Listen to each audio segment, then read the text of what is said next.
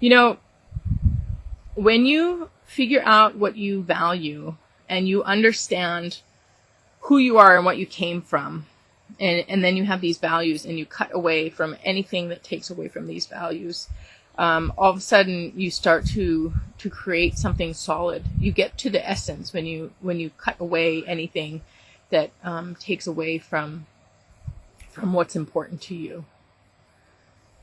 So this is also a clearing up of confusion, where if you don't feel like you know who you are, or if you feel like you don't really know who you belong with, like you kind of feeling lost in some way. This is about, what is it that makes you feel strong? What is it that gives you your personal power? How do you feel that sense of empowerment? How do you feel that I am, and I have survived, and I have prevailed, and now I am? Everything can be our strength. We can make everything a medicine.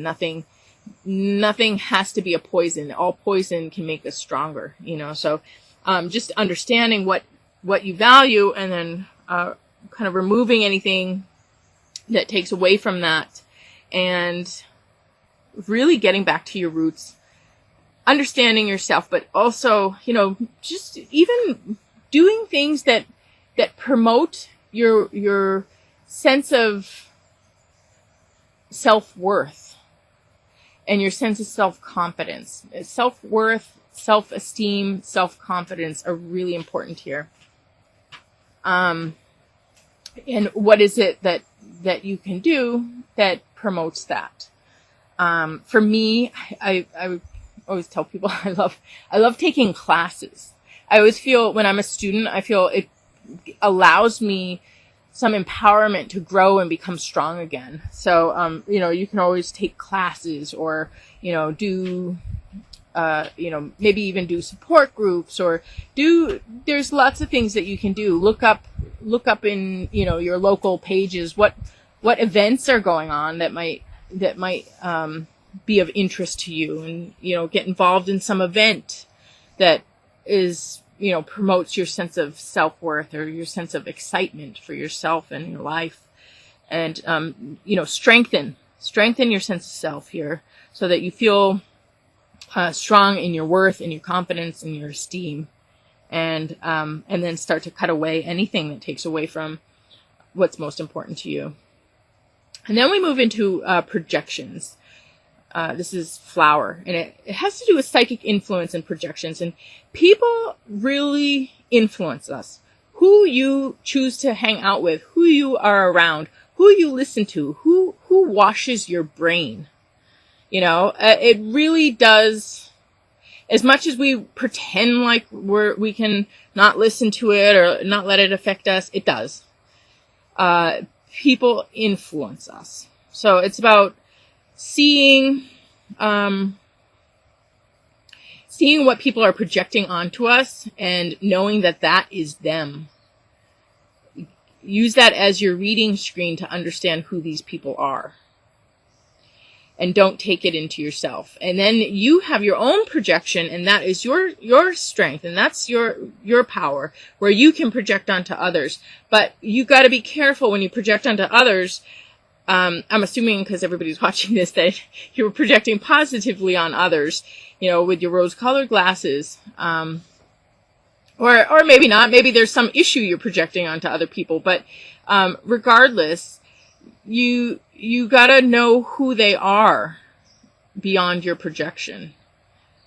Not everybody is the same. Everybody's different. So we feel like we can feel comfortable with ourselves if we think everybody's like us. Or we can feel comfortable with other people if everybody's like us. But that's just not true.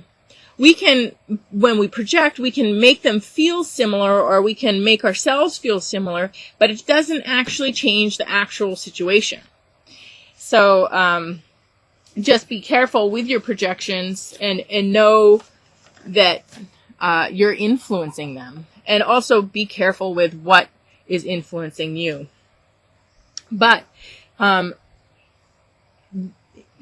besides the projections, we have this other card that is a really healthy card in relationships. It is the Two of Cups, but it's like really positive influence on each other, like a positive influence that lasts a lifetime, even if the relationship doesn't last, but just really positive, life-changing influences.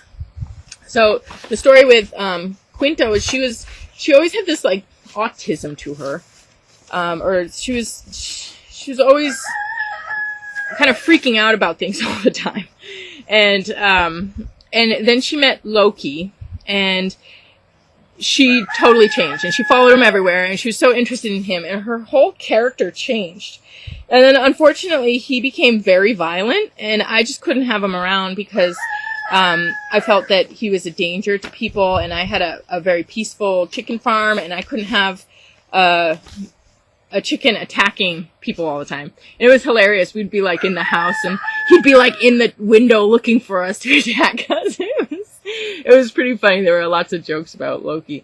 But regardless, I had to give him away. It just sucked. But she never changed. She never went back to the way she was. She stayed in the same like happy state. And then she started hanging out with other chickens. So she just was permanently changed by this relationship. It just was nothing but good for her.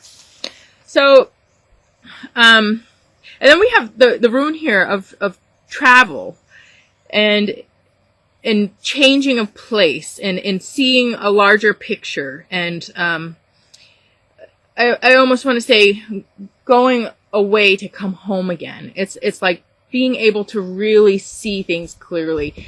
I think the biggest eye opener on your life is when you go out into the world and experience other things, and then you come back again. And the way you reflect on what you're living and the life that you have after you come back is like the incredible wisdom, the incredible light that gets shown on you. And you get to see what's really great and what's not so great. You really get to see, it's like a huge awakening. So I almost want to say that it does have to do with travel and change of place, but I want to say it's like a returning or somehow a healing of some sort, of an awakening of some sort on these projections. It's like when you get yourself out of a situation, that's when you can see it clearly. And then if you go back to the situation, you can see it even more clearly. It's just two totally different levels. When you're just sitting in it, you get overwhelmed by these projections. You cannot see. You get so confused and turned around in these projections. And then, you remove yourself and you can reflect on it. And you really get this reflection. And then you go back to it and you're like, oh my gosh, I see it totally different now. I'm experiencing it totally different now. And you live it totally different after that. So in that sense, when I say change of place, it is about seeing from a larger perspective, but change of place where, if you go, I think I just returned to San Francisco after hadn't been there in maybe six years. And it just was such a different place. It's the same place, but it felt so different. A lot of my friends had moved. So many buildings have gone up. Just everything changed. It was not the same place anymore, even though it was, because it was a different time. So as time changes, time and space are tied together. So the actual space changes. What is there is different. What was there before is history. Imagine what your area was like where you're living 1,000 years ago. You think it's the same? It's totally different, So there's going to be a change in your place, in the world around you, in your sense of home. It's going to be different soon. And there's this awakening and this moving out of a kind of a being lost or overwhelmed by projections, and having a really positive influence through some trip or some getaway or some new relationship that changes everything for you, changes perspective, changes feeling, and then really gives you that larger perspective when you return. So, yeah, I mean, looking at this, you start out with receiving information, coming back, and then strengthening yourself, really healing, getting through this difficult stuff, and kind of hanging on to your core values, very important. And then there's this, again, this continuum of clearing up of these projections, or kind of unwinding or untangling from the people around you or the influences around you, and really coming to this sense of clarity, and coming into a much healthier state that will continue. It will endure. And then what is healing? We have birdie baby, which is birds have to do with omens. They have to do with a message from the spirit realm. Birds bring messages from the spirit realm, and so this is birdie baby, and it's about messages, getting information from the spirit realm, and also it has to do with the universe giving birth to something and informing you or guiding you, or even grooming you, preparing you. I always say, it's funny because people get stuck on this, like, oh, it's karma. Why is it happening to you? It's karma. And I always say, no, it's dharma. It's my work and service. This is how I'm learning so that I can do what I need to do in my future. You know, it's my education process. It's it is my asset. I'm collecting my assets right now. So it's all how you look at it. And I remember my girlfriend, we would even talk about that with relationships. She'd say, you know, it must be a past life thing. And I'd always say, really? I always think that when I meet a guy and it doesn't work out, that he's preparing me for the next one, or he's preparing me for the guy I'm going to end up with. You know, it's like you get these lessons, or you get these pieces of understanding these experiences of growth and knowledge, so that you have that under your belt for when you do meet the person you're going to marry. You're ready. You know what to do. So, it's about the universe giving you what you need and preparing you for something that you're going to be a part of, or something that's going to be born into this world that you're a part of. So birdie baby is something beyond the individual, but includes the individual. So if you look at any, major movement in time, any, major revolution or pivotal moment in time that changes the course of history. This is the concept of birdie baby. This is the concept of it was meant to happen, and the whole universe conspired together to make it happen. So there's a power beyond people that people can tap into, but it actually, it's beyond the people. The people are the players, but it's beyond the people, and it works out for the people. It organizes the people. It brings the right things at the right time, the right elements at the right time. It gives birth to something. Even our universe, the way the earth is situated to the sun, and the degree of it, and, everything about the earth that allows it to have life is a miracle. If it's, 2 degrees off this direction, or, 2 degrees off in the other direction, there's nothing. Nothing happens. No life. For life to have been born, for the spontaneous arising of the first cell, if the conditions were a little bit this way, a little bit more that chemical, a little bit more of this chemical, forget it. Nothing. Couldn't happen. But the universe is so precise in its birthing process.